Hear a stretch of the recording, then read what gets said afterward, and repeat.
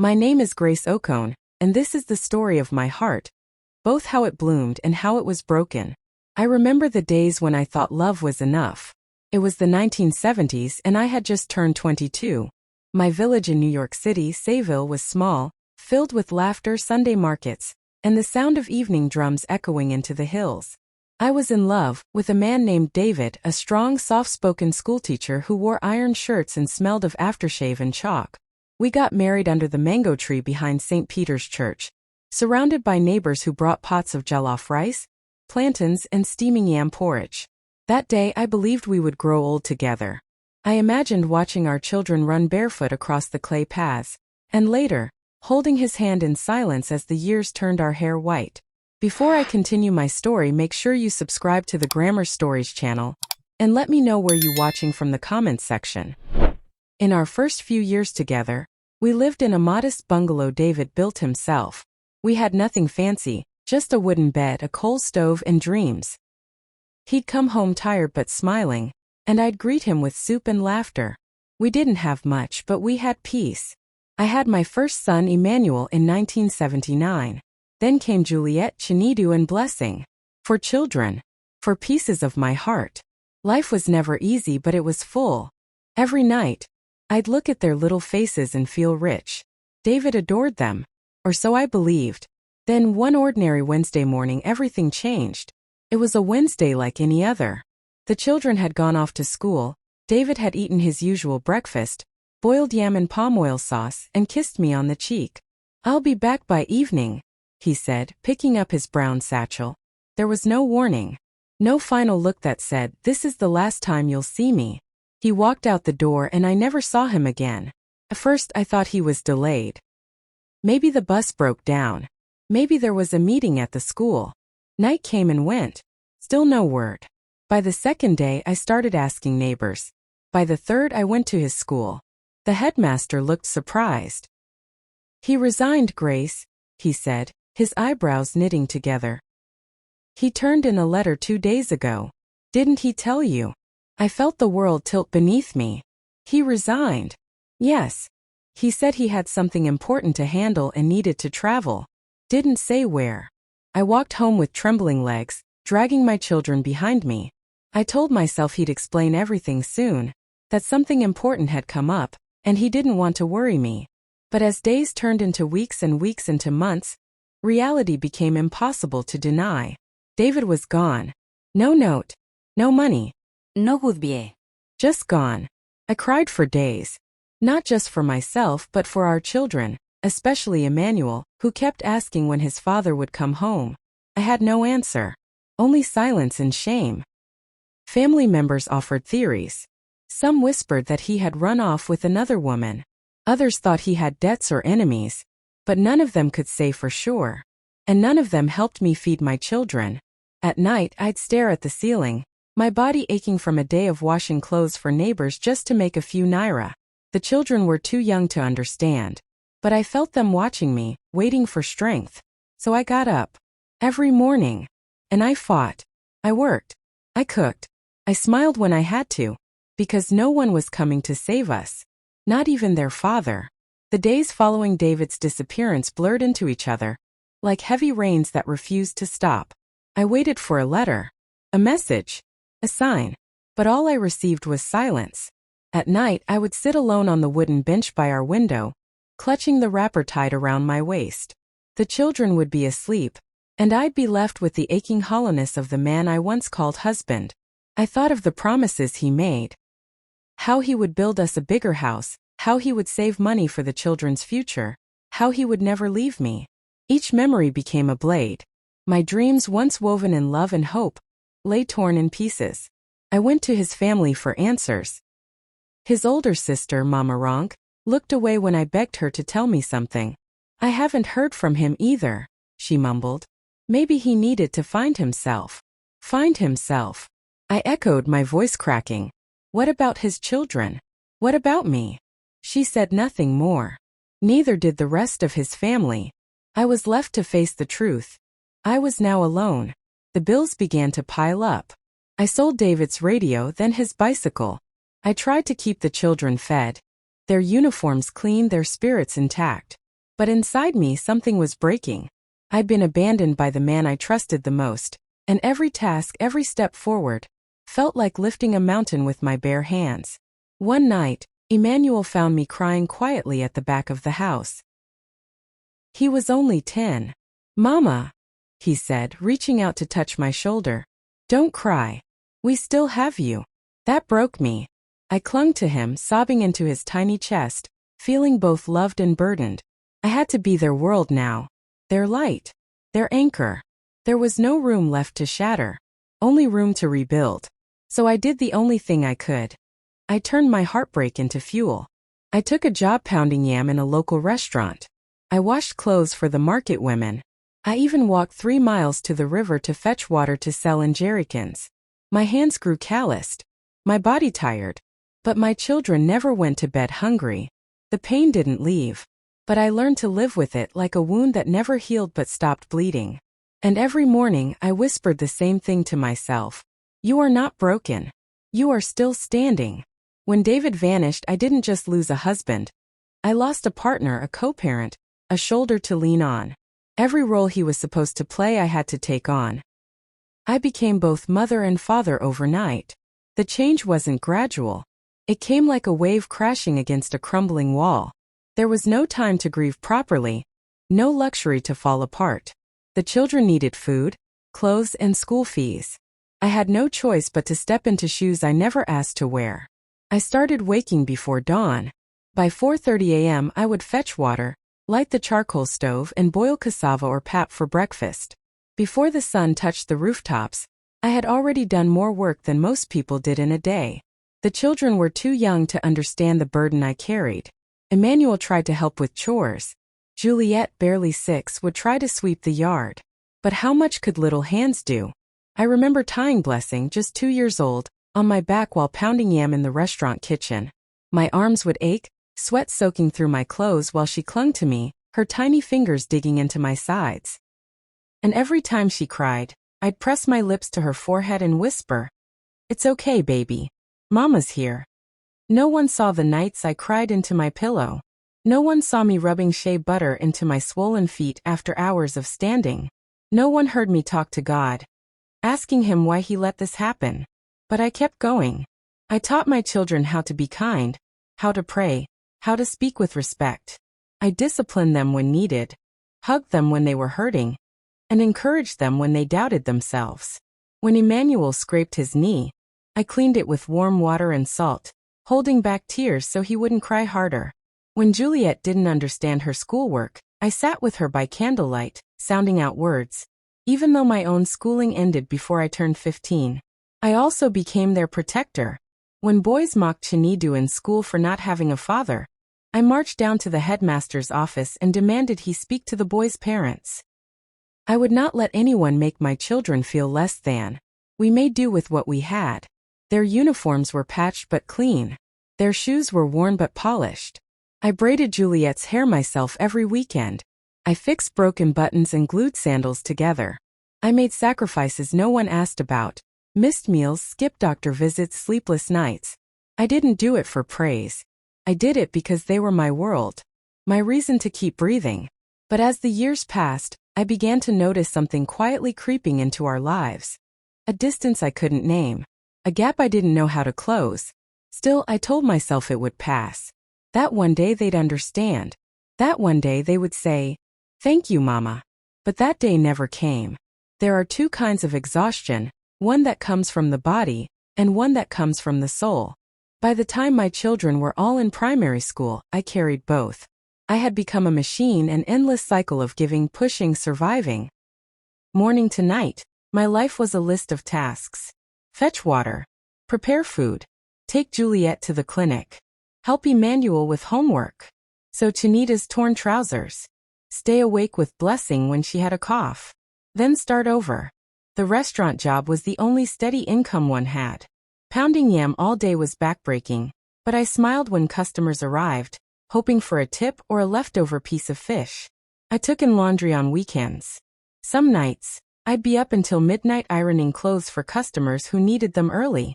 My fingers would be swollen, my back aching, and my eyes blurry with fatigue. And yet, I didn't sleep. Even when my body collapsed on the mattress, my mind stayed alert. What if Chinida's cough was worse than I thought? What if Emmanuel didn't do well in school? What if we ran out of kerosene? What if? Worry became my constant companion. Not fear, just that gnawing anxiety that eats at a mother's spirit. I couldn't afford to fall sick. I couldn't afford to fail. I was the dam holding back the flood. If I cracked, everything would drown. Some days, the pain was unbearable. Not physical, but emotional. Like the time I saw Juliet staring at a girl wearing a brand new dress in church. I saw the longing in her eyes. She never said anything, but that night I cried quietly while sewing a patch onto her old skirt. I knew she deserved more. They all did. But no one saw me. There were days I'd walk into the market and pass women with their husbands, laughing, sharing bags, bickering over prices. I pretended not to notice.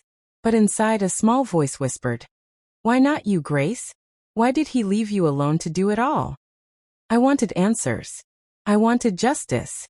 But most of all, I wanted rest. Once, I collapsed while washing clothes.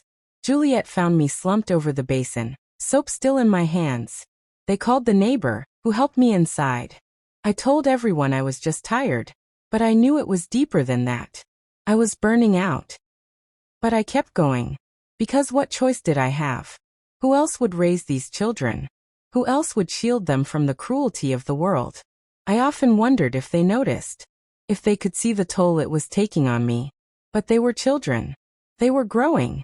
And slowly, quietly, they were beginning to change. The laughter became less frequent. The hugs shorter. The thank yous forgotten. And still I didn't stop. Because a mother's love, I thought, would be enough. There is no measurement for what a mother gives. No scale to weigh sleepless nights, missed meals, or silent tears. But if there were, mine would have overflowed. I gave everything. When Emmanuel was preparing for his secondary school entrance exams, the fees were more than I could afford. I hadn't eaten meat in months, and I wore the same threadbare wrapper every day. Still, I took the little savings hidden beneath the floor mat and paid the fee. That night, I boiled plain cassava and drank Gary with a forced smile so the children wouldn't notice the hunger pinching my stomach.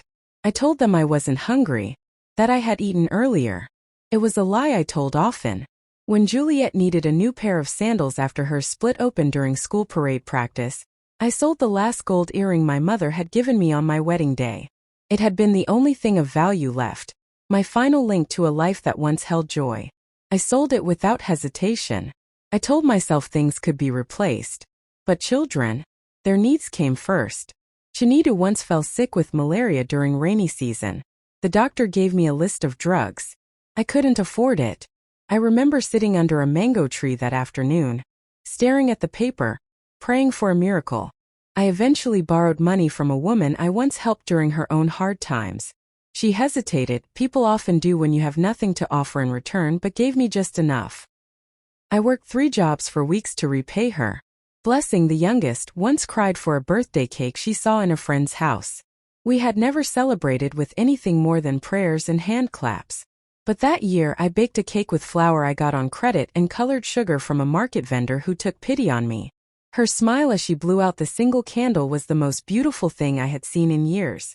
Those moments made it worth it. For a time they did. But each sacrifice came with a cost. My body was aging faster than it should have. My joints ached. My eyesight blurred. And my heart felt tired. Yet I never spoke of it. I never complained. My life became a quiet offering laid at their feet. Every dream I had for myself was buried beneath theirs. I had once dreamt of learning to sew, of opening a little tailoring shop. I wanted to make clothes, to be known for something beyond the title of Mama Emmanuel. But I let that dream go. I dreamt of traveling, of seeing more than my village and the market road. But that too was buried. All for them. I believed that one day they would remember. That one day, they would see all I gave. But as they grew, something shifted. They started calling less, staying away longer, forgetting the things I had poured my life into. And though I had sacrificed everything, it began to feel like it had never been enough. In the middle of pain, sometimes all you have are crumbs of hope. For me, hope wasn't in grand gestures or miracles. It lived in the small things. A warm breeze after a hard day. A neighbor's child calling me Mama Grace with a smile. A few moments of silence at dawn before the world began demanding again. After David left and the years stretched on, I found comfort in watching the children sleep. That was when they looked like angels again. Peaceful, innocent, untouched by the storms of life. I used to stand by their beds and whisper silent prayers, tracing my fingers over their foreheads, asking God to protect them, even when I couldn't. One of my most treasured moments was hearing their laughter, even if it was brief. Even if I was in the kitchen washing plates and only caught the sound through the door. That laughter was proof that, despite everything, they still had joy. That meant I was doing something right. Sometimes it was a good harvest in the little garden I kept behind the house. Tomatoes sprouting. Okra tall and green. I would kneel in the soil, hands dirty, face sweaty, and smile. Those plants listened to me. They didn't talk back. They didn't forget. Another time, Juliet brought home a drawing from school. Our family all holding hands. David was missing from the picture, but she had drawn me taller than everyone with a bright yellow dress. On top, she'd written, "My mother is the strongest woman in the world." I kept that paper for years. Folded. Pressed under the Bible beside my bed. Every time I wanted to give up, I read it. Then there were moments in church, my only real place of peace. I would sit in the back row, eyes closed, hands lifted, and feel the burden in my chest lighten just a little. The choir's voices would rise, and for a while I could breathe. Sometimes hope came in kindness from strangers, like when the pharmacist gave me a discount on Blessing's medication. Or when an old man at the market carried my load without asking for money. Or when the landlord, seeing my exhaustion, gave me an extra week to pay rent. These things mattered. They weren't big, but they were enough to keep me going. Because that's what mothers do. We gather the small pieces of joy, string them together, and wear them like armor. I needed to believe that one day my children would see what I saw. That they would come home and remember what I built with my bare hands. That they would call and say, "Mama, thank you. You gave us everything." And until that day came, I clung to the little things. Because sometimes the smallest hope is the strongest lifeline. There was a time when they clung to me like vines. When I was their entire world. The sun that lit their mornings, the arms that held them when they cried. In those years they didn't care that we were poor. They didn't know their father had abandoned us. All they knew was Mama. I remember Emmanuel at 5 standing on his tiptoes, trying to help me sweep the compound. His little broom barely touched the ground, but his pride was enormous. "I'm helping you, Mama," he'd say with his crooked teeth showing. Juliet used to sing to me while I cooked. She'd make up her own songs, clapping her tiny hands to a rhythm only she understood. I'd laugh and hum along, even when I was too tired to stand straight. Chinidu had a habit of crawling into my bed in the middle of the night. He'd whisper, "I had a bad dream," and I would let him curl up beside me. He never asked for much, just to feel safe again. And Blessing. Oh, my little Blessing. She was born after David left. She never knew a father's love, but she knew mine. She used to hold my face in her chubby hands and say, "You're the best, Mama." She didn't care about toys or clothes. Just my voice, my lap, and a lullaby to sleep. Those moments were golden. They'd run to meet me when I returned from the market. They'd bring me flowers, just weeds from the road, but to them they were precious. They'd write me notes with crooked letters and draw pictures with stick figures that made no sense. And I cherished every one. I was never alone back then. I was never truly tired. My body hurt, yes, but my heart was full. I had purpose. I had love. And I had them. But life changes. Children grow. They stop reaching for your hand. They stop telling you everything. They stop needing you the way they once did. And you don't realize it's happening until one day, they come home, drop their bags, and walk straight to their rooms without a hug. Without a mama. "How was your day?" It hurts in a way that's hard to describe. Like being erased slowly while still being present. Like watching the sun set and knowing it may not rise the same way again. Sometimes I sit with their old baby clothes, the ones I can't bear to throw away. I run my fingers along the seams, remembering how small they once were. How they once cried only for me. Laughed only for me. I miss that. I miss them. But I tell myself maybe it's just a phase. Maybe one day, They'll remember the woman who sacrificed everything for them. The woman who once carried their entire world on her back. And until then, I hold on to the memories of when they were still my babies. It didn't happen all at once. The distance crept in slowly, like fog over a quiet river. First, I thought it was just growing pains. Teenagers being teenagers. The usual. Emmanuel stopped sitting with me after dinner. He'd finish his food, mumble a quick thank you, and disappear into his room. He was always on his phone, always chatting with people I didn't know. I asked questions, but he gave short, irritated answers. Juliet became secretive. Her laughter faded into sighs. She'd come home from school and avoid eye contact. I would ask about her day, and she would shrug, barely looking up from the homework she pretended to do. Even Chinidu, my quiet boy, had changed. He had always been the one to stay close, but now he seemed restless, frustrated. He wanted more than we had, more than I could give. He resented that I couldn't afford new shoes, a bicycle, or a better school. And Blessing, my last born, the one who clung to me the longest.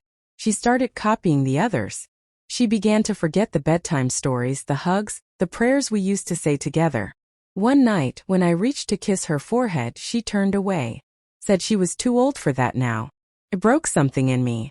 They still lived under my roof, still ate my food, still wore the clothes I washed. But they were drifting. Like boats leaving a harbor without even waving goodbye. The hardest part? They didn't notice. They didn't see the way I waited up for them. The way I still tried to make their favorite meals.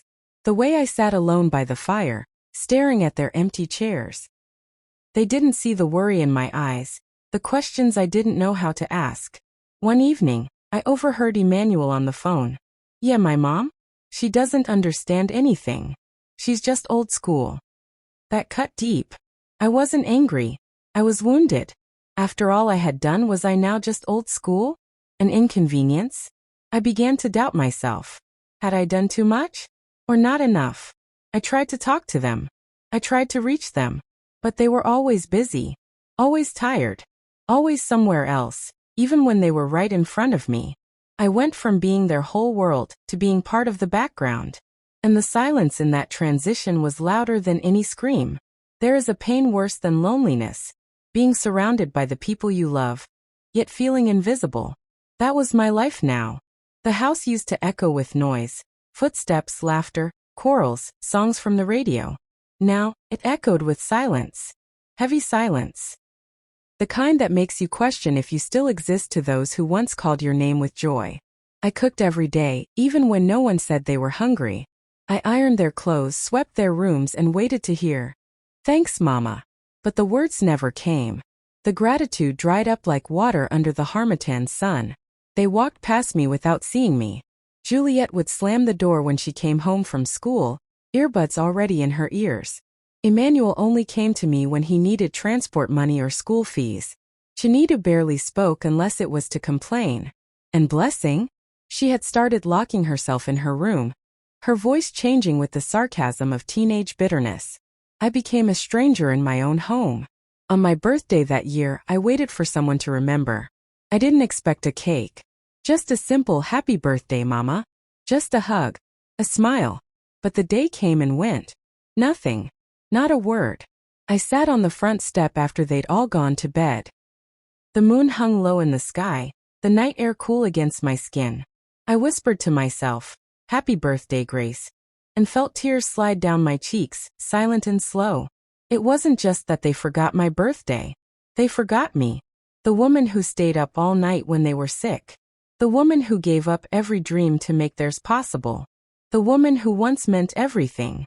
Now I was just someone who lived in the house. Someone who did the chores. Someone who paid the bills. Someone who didn't matter anymore. Sometimes I wondered, would they notice if I didn't cook? If I didn't wash their clothes? If I left the house for a day? But I never tested it. I kept doing everything. Not because I wanted to, but because that's what mothers do. We give, even when we're empty. We love, even when we're forgotten. Still, late at night, I'd sit in the dark and whisper to God, "Is this what I deserve? After everything?" And all I got in return was silence. There were so many things I wanted to say, so many words that built up in my chest like smoke, searching for air. But I never found the right time. Or maybe I was afraid they wouldn't care. So I wrote them down. Not in letters I gave them, but in quiet pages I hid inside an old exercise book beneath my pillow. A mother's unsent cries. To Emmanuel. You used to hold my hand when we crossed the road. Do you remember? You were so scared of falling and you said I made you feel safe. I wish I still could. I see you now, taller, stronger, with your dreams pointed far away from me. And I wonder, did I do enough to help you fly? Or too much to make you forget how we started? To Juliet. You once told me I was your best friend.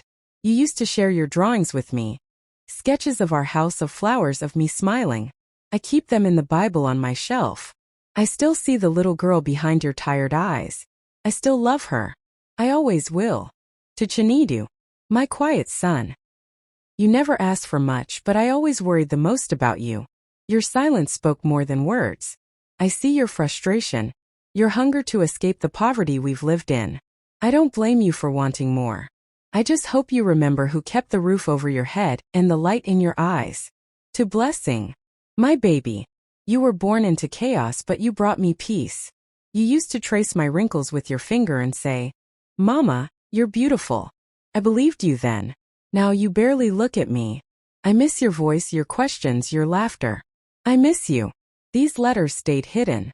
Each word soaked in longing and pain and love. I would write after they all went to bed, sometimes with tears falling onto the paper. Other nights I couldn't bring myself to write at all. Just held the pen staring at a blank page, feeling like the words had given up on me. I didn't write to blame them. I wrote to remember. To remind myself that I mattered once. That I was more than a cook, a cleaner, a forgotten woman. I wrote because I needed to believe that one day they might find these letters. And when they did, they'd see me again. Not as the woman they took for granted, but as the mother who gave them everything she had.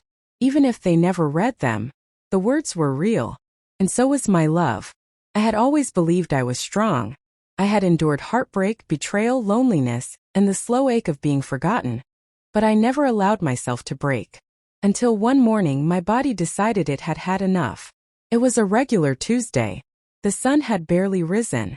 I was preparing yam porridge for the children, though they barely called it that anymore. I'd stayed up late the night before finishing Juliet's laundry, ironing Chinedu's uniform, and repairing a torn hem on Blessing's skirt. My bones ached, but I pushed through. I always did. I remember feeling lightheaded as I stirred the pot. My vision blurred. I thought maybe it was hunger. I hadn't eaten since the day before. I told myself I'd sit down after the food was done, but I never made it to the bench. The next thing I remember is the sharp clatter of the spoon hitting the floor, and then darkness. When I opened my eyes, I was on the cold kitchen floor. My mouth was dry. My chest was tight. My body refused to move. I could hear the sound of someone calling out faintly, but I couldn't respond. Everything felt far away. I woke again in a hospital bed. My neighbor, Mama Nkechi, had found me when she came to borrow salt. She raised the alarm, called the children.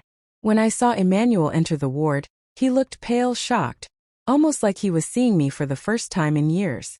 Juliet came in after him, arms folded, avoiding my gaze. Chinedu stood at the back.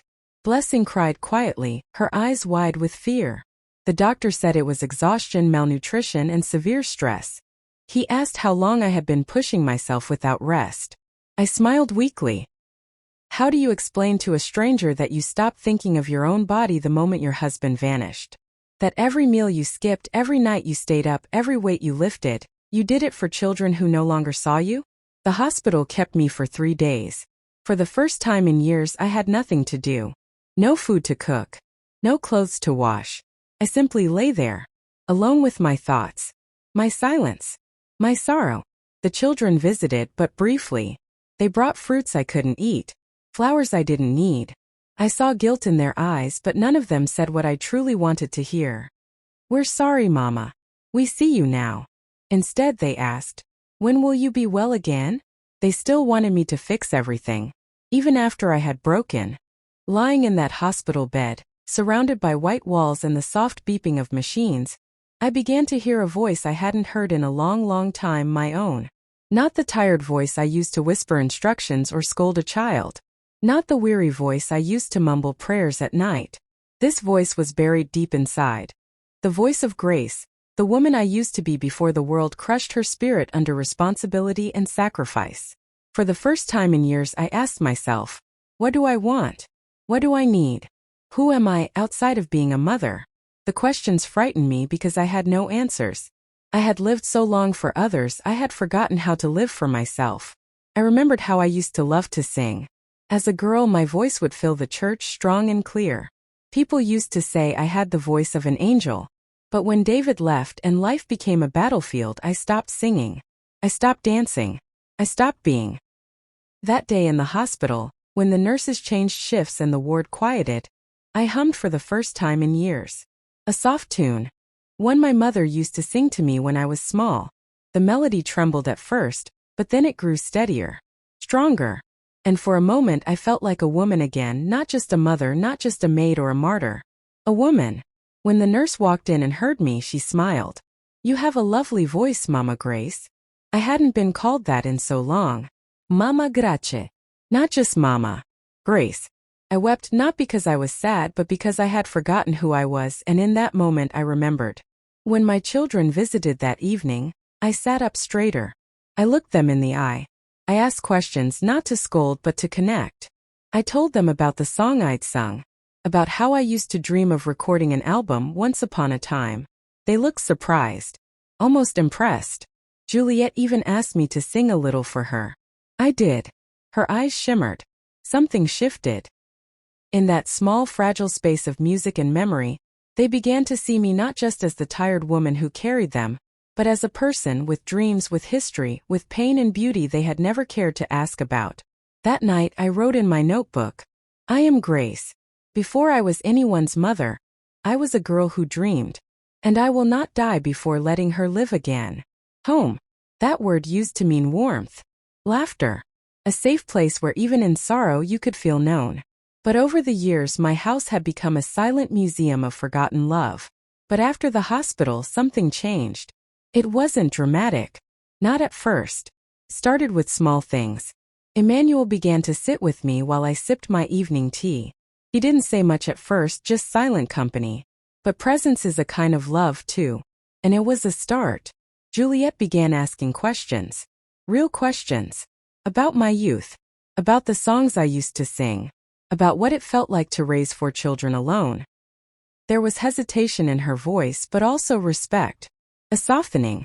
One night, Chinidu brought in the basin of water before I could ask. He said nothing. He just did it. For him that said more than 1,000 words. And blessing. My little girl with the growing heart. She sat on the edge of my bed one night, held my hand and whispered, Mama, I'm sorry. I didn't ask her what for. I just squeezed her hand back. Apologies don't always need to be dissected. Sometimes it's enough to let love rush in through the cracks that grief leaves behind. Then something happened I never expected. They planned a small celebration for my return home. Nothing extravagant, just rice stew and a small store-bought cake. But it was the first time they did something for me, not because I asked, but because they wanted to. There was music playing from a Bluetooth speaker. And when one of my old favorite songs came on, Emmanuel turned it up. Mama, you used to love this one, right? My heart swelled. I nodded. I still do. Juliet stood up and pulled me to my feet. Dance with me, Mama. We laughed as we moved, awkward and offbeat. Chinidu joined. Blessing clapped along. Even Emmanuel cracked a rare smile. And in that tiny living room, where so many tears had fallen, joy finally returned. Not the loud kind of joy but the quiet, healing kind. The kind that doesn't shout, but wraps around you like a soft blanket and says, you matter. You are seen. You are loved. That night, as I sat on my bed, I looked at the walls. For years they had watched me break, watched me cry, watched me become invisible. But that night, the walls whispered back. They said, she is still here. And now they see her again. I once believed that being a mother meant giving until there was nothing left. I wore that belief like a badge, sacrificing joy, sleep, dreams, even my name. I thought motherhood was about endurance, not identity. But after everything, after the silence, the collapse, the awakening, I realized something powerful. I had a choice. I could choose what kind of mother I wanted to be. Not just the one who bore them, fed them, protected them, but the one who taught them how to love by loving herself too. And so I began to change. I started saying no sometimes. Not with anger but with self-respect. No, I wouldn't stay up late washing uniforms they left out carelessly. No, I wouldn't give my last money for airtime when there was no food in the cupboard. No, I wouldn't apologize for wanting peace in my own home. At first, they didn't know what to do with that. They called me strict. Said I had changed. And I had. I smiled more. I sang often. I picked up an old journal and began writing again, poems, thoughts, prayers. I even joined the choir at church once more. My voice no longer buried under years of fatigue and resentment. I no longer waited for them to say, "Thank you." I did what I could from a place of love, not obligation. And when I couldn't, I rested. Because I had earned that rest. I sat with Blessing to help her with homework, but I also taught her how to cook, how to wash, how to take care of her things. Not because I was preparing her to serve others, but because I wanted her to know her own worth. Juliet and I began to talk like friends. She asked me what it was like to fall in love, what my wedding was like, what I feared the most. And I told her. Honestly.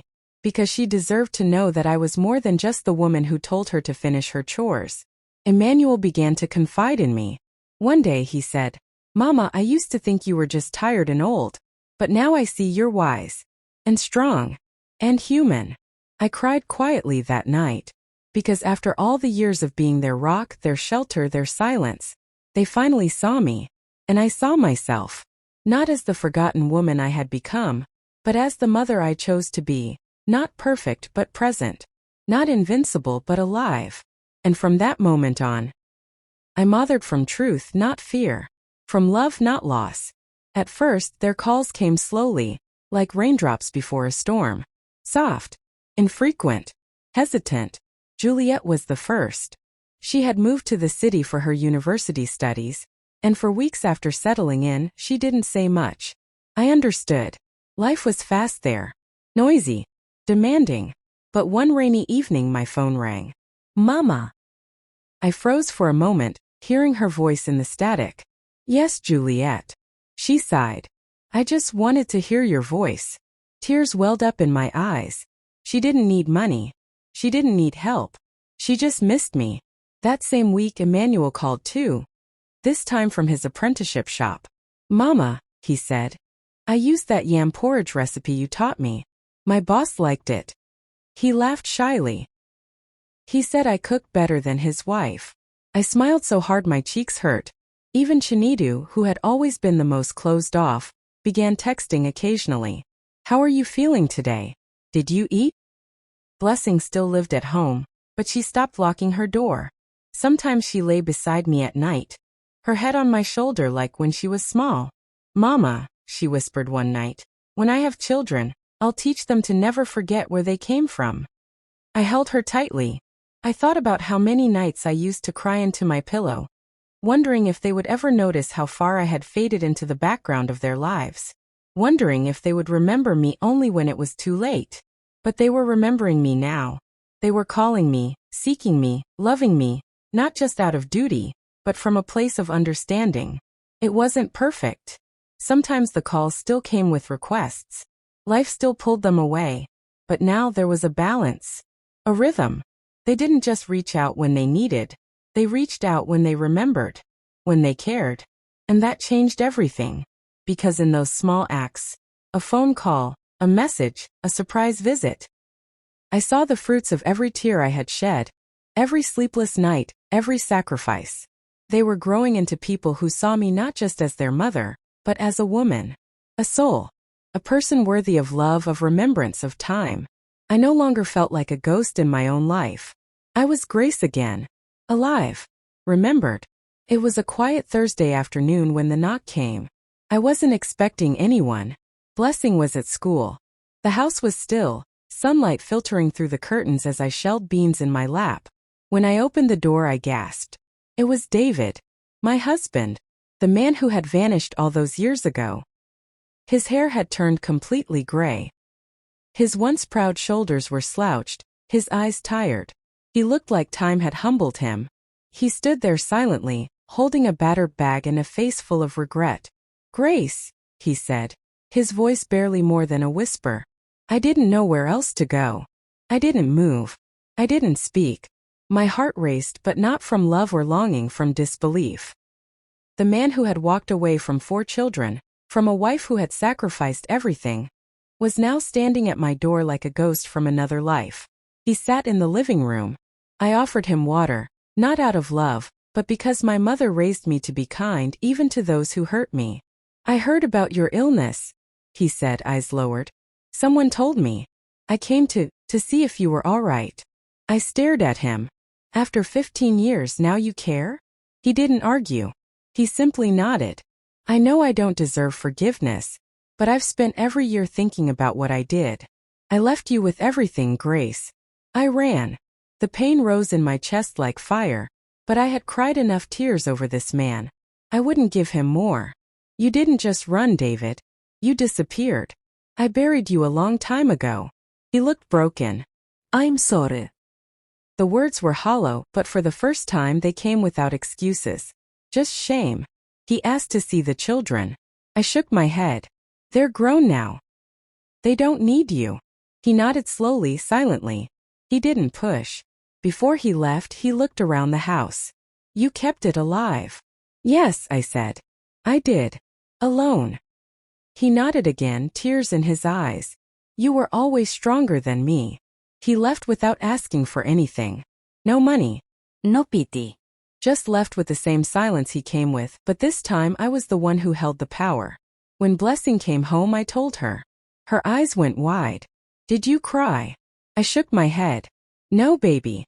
I didn't cry. I forgave myself a long time ago. That night I wrote in my journal. Closure doesn't always come wrapped in apologies or hugs.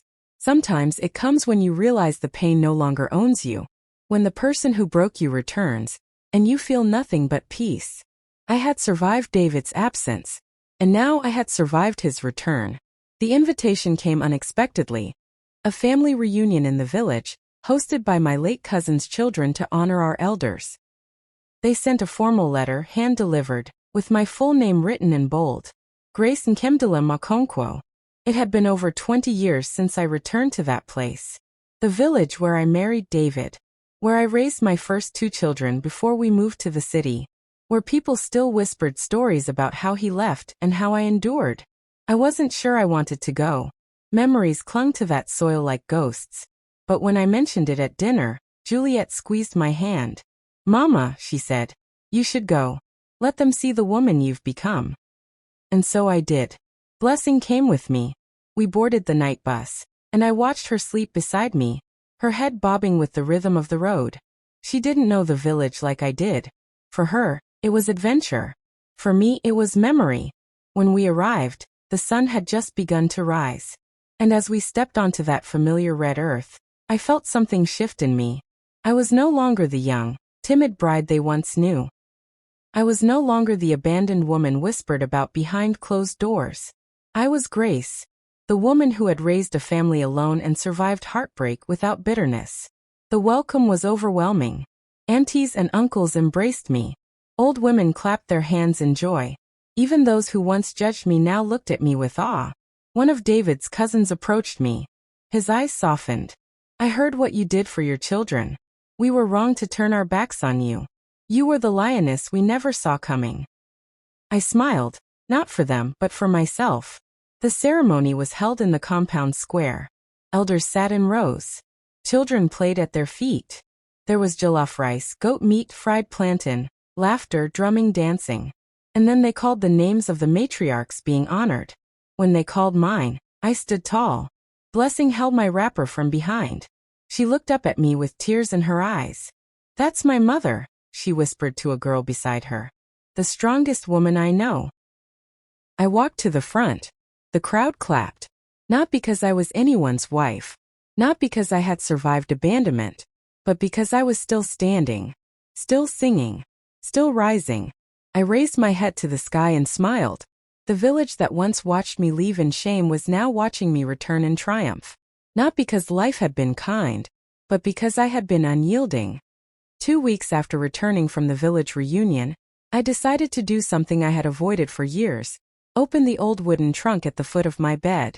It had followed me through every stage of life, from the day I got married to the day I buried my mother. Inside were scraps of my history.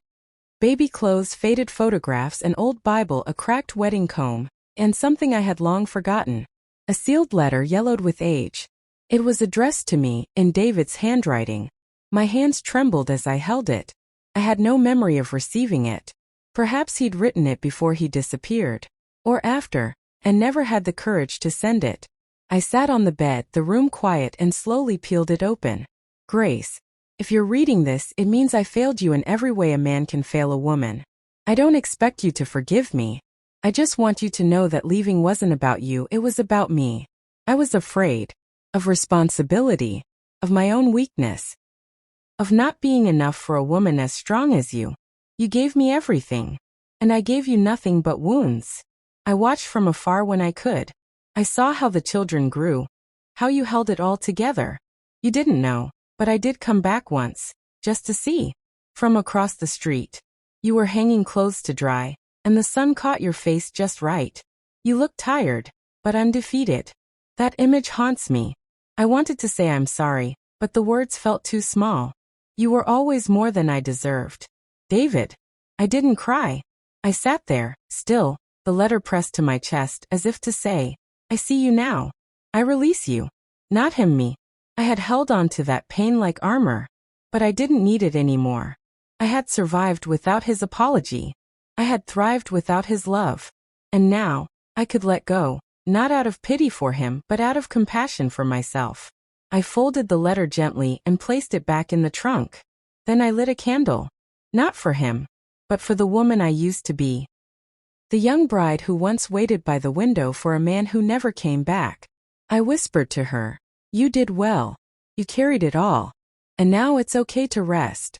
That night I slept deeper than I had in years. Because the past no longer had power over me. Because forgiveness had come, not as a gift to the one who broke me, but as freedom for the one who remained. It was a Sunday morning like any other. The kettle hissed softly, the scent of ginger tea drifted through the air, and a soft gospel song played on the radio.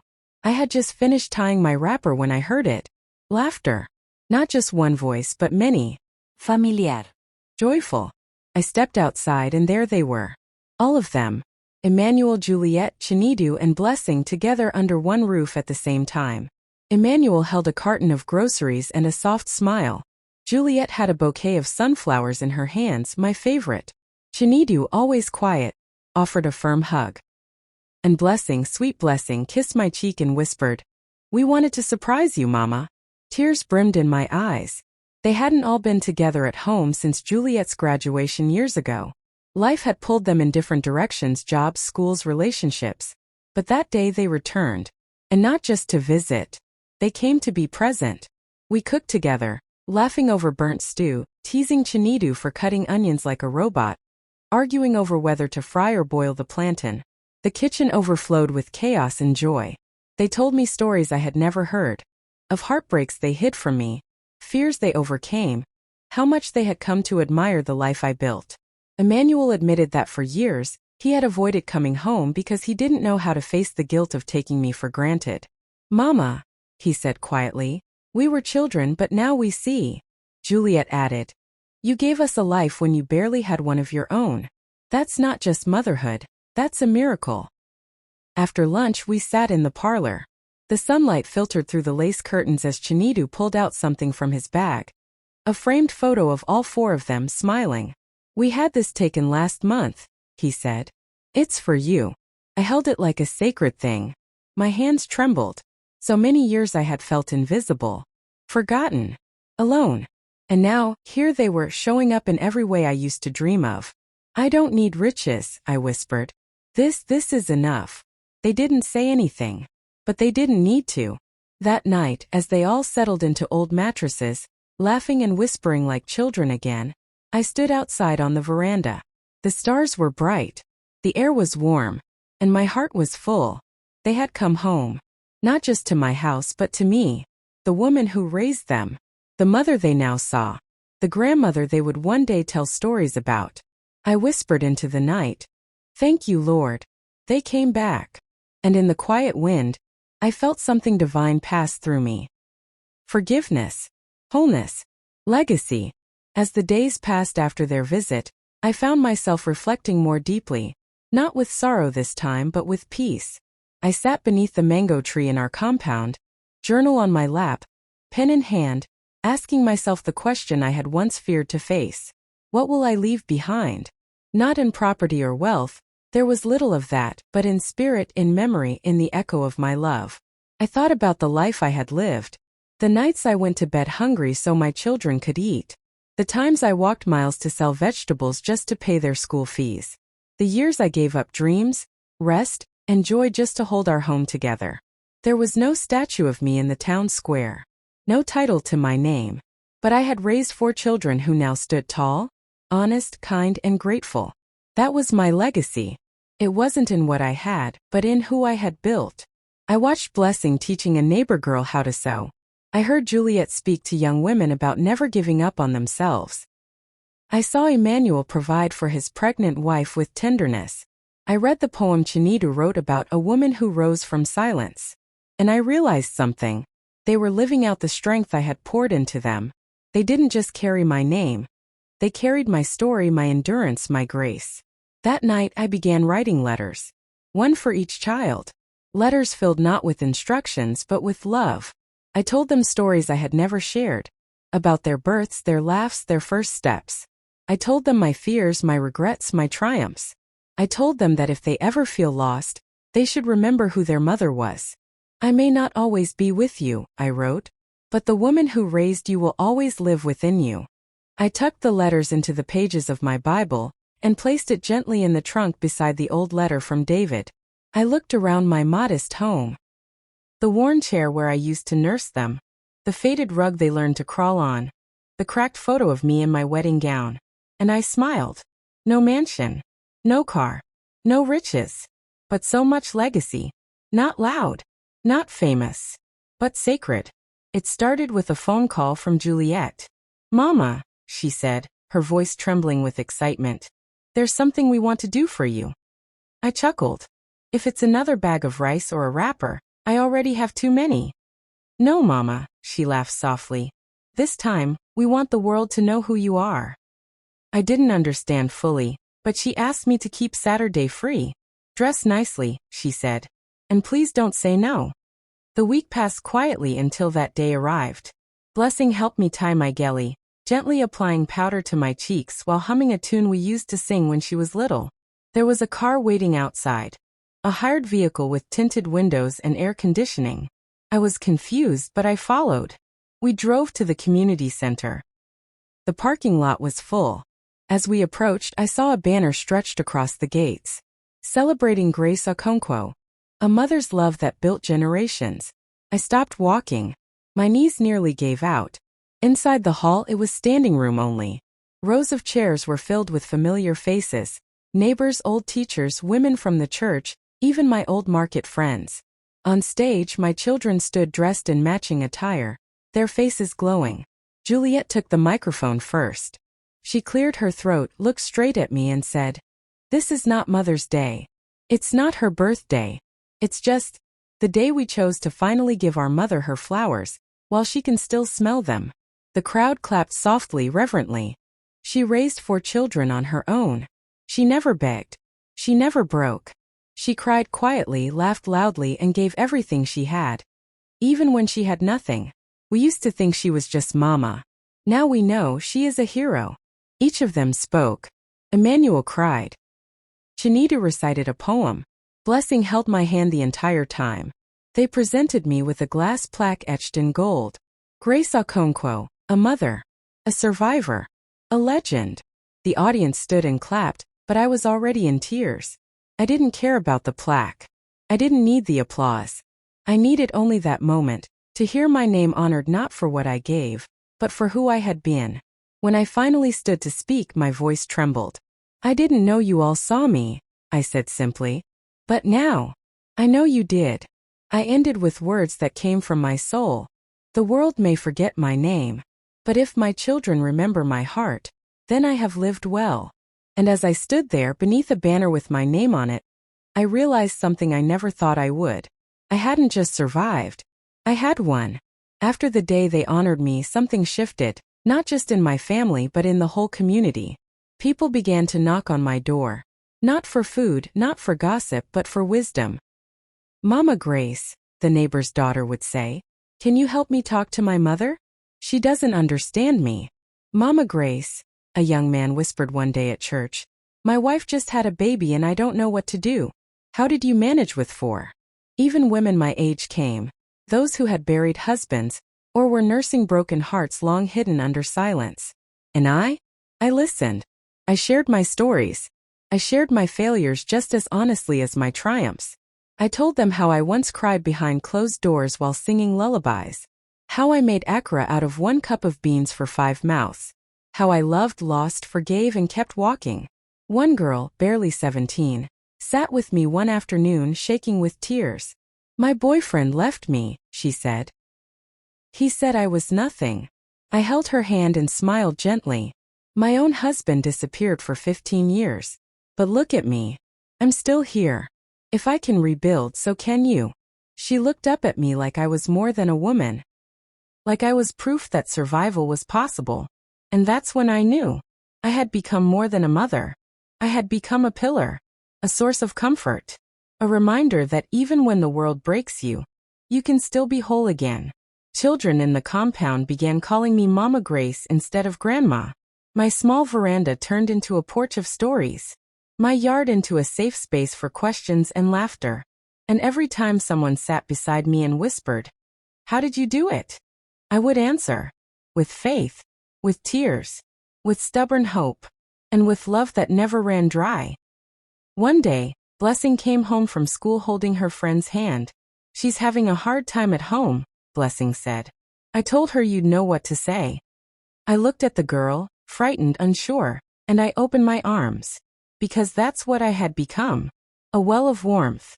A map for the lost. A grandma not just by blood, but by heart. And in becoming that, I realized, even if life tried to forget me, my presence would live in every soul I helped patch back together. It had become a quiet habit, writing down my thoughts at night, when the house was still and the weight of the day had settled. I kept a small leather-bound notebook beside my bed, and in it I wrote not for today but for tomorrow, for when I would no longer be here. It wasn't sadness that moved me. No, it was gratitude. One evening, after watching Juliet and her own daughter laugh in my kitchen, I realized something profound. I was now part of a circle, one that would continue long after I was gone. So I began writing my final letter. Not because I was dying, but because I wanted my voice to live on. To my children. When you read this, I may no longer be beside you in body, but I promise you, I will always be with you in spirit. You know my story. You've seen my scars. You've heard the silence in my sighs and the steel in my prayers. You watched me fold pain into strength and lack into provision. But what I want you to remember most is this. I loved you with every breath I had. Even when I failed. Even when I yelled. Even when I broke down behind the closed door. I was never perfect, but I was present, and I am so proud of who you've become. To Juliet, thank you for holding my hand when I thought no one saw me. To Emmanuel, thank you for finding your way back to me, even when you were lost. To Chinidu, thank you for listening to my silence and giving it poetry. To Blessing, thank you for becoming the gentle heart I once prayed to raise. Raise your children with grace. Stand up when life tries to bend you. And when you miss me, look in the mirror, you carry me in your eyes. I have no fortune to give you, no house to leave behind, but I give you my story, my strength, and my unending love. Mama.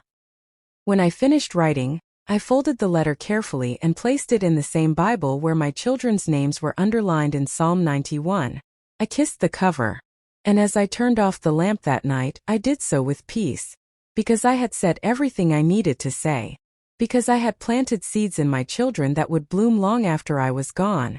Because when the time comes, they would not mourn in confusion, but remember me in honor. The older I grew, the more my body slowed, but my spirit danced. It danced in quiet moments, when the morning sun touched my wrinkled hands, or when the wind hummed through the mango trees. It danced when I heard children laugh, when I saw the moonlight pool on the floor, When I sipped tea and remembered the girl I once was, I was no longer afraid of what was coming. Not of age, not of death, not of being forgotten, because I had come to understand a deep truth. Life is not about how long you live. It's about how much of your soul you give while you're still here. One evening, the family gathered again. Emmanuel brought his baby son. Juliet cooked bitterleaf soup. Chinidu recited one of his poems. Blessing braided my hair while singing the lullaby I used to sing to her. And me? I sat there in the center of them all, my heart full, my eyes soft, and my smile quiet but wide. I didn't say much that night. I didn't need to, because everything I had spent my life building was now sitting around me. Love, laughter, legacy. Later, as the others slept, I stepped outside alone. The night was velvet black, the stars bold and bright. I slowly stretched out my hands and did something no one saw. I danced. My body ached, but my soul was light. I swayed with the breeze. I moved my feet across the dusty ground. I closed my eyes and heard a rhythm older than memory. It was the song of every mother who had ever loved without applause. Of every woman who had stitched her soul into the bones of her children. I was no longer just Grace Okonkwo. I was every woman who had ever endured, overcome, and remained kind. That night I danced not for show, but for freedom. It was the final dance of a soul that had known sorrow and still chose joy. And in that moment, under the moon and the mango tree, I knew. I had lived fully. I had loved deeply. I had nothing left to fear. Because even if my body slowed, my spirit would dance forever. If you enjoy my story, make sure you subscribe to this Grammar Stories channel, and let me know where you're watching from the comments section. Thank you.